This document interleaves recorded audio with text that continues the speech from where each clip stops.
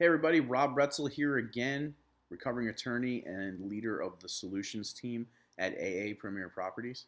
Today I'm going to talk about what's called the 2% rule, or in some cases, the 50% rule, sometimes just the 1% rule. And while they can be good rules of thumb, they're probably not great hard and fast rules to use when buying investment properties. Okay, so what is the 2% rule? It basically says that for a rental to be something that you should look at, the monthly rent must be equal or higher than 2% of the purchase price. So, for instance, if you have a $50,000 property, you would need at least $1,000 a month in rent. If you have a $400,000 property, you would need at least $8,000 a month in rent. Now, why is this really not something that you can use? Well, you know, the condition of the property and really the location, is this thing in a war zone, are just not taken into account.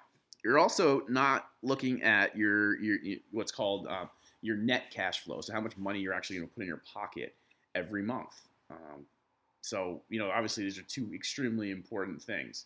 If you're in an area that has very high insurance, maybe you're investing in a condo and you have a high HOA fee. Those are all going to cut down on your net cash flow per month. Also, you probably can get better returns in areas that are war zones, but you got to take into account the tenant issues that you're also going to be dealing with, and location.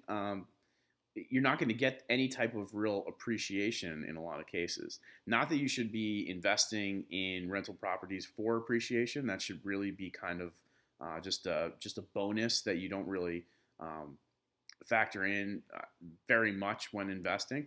But it's definitely a nice cherry on top. And if you're investing in a war zone, unless there are plans to really build that area up and make it better. You're not really going to get much from the appreciation in the short term, at least, maybe 10, 20 years down the line. And in Massachusetts, you also have to look at, are there even properties that meet the 2% rule? Yes, there are. There are some towns in Massachusetts, but again, location, do you really even want to be in those areas and investing in those areas? I would say, for me, probably not. Again, tenant quality and the lack of appreciation. It might be a good idea, take a deeper look into something that might reach the 2% rule, but it can't just be used as a blanket, hard and fast. I'm not going to buy any rental properties that don't fit the 2% rule, because especially in Massachusetts, you're probably just not going to have any rental properties.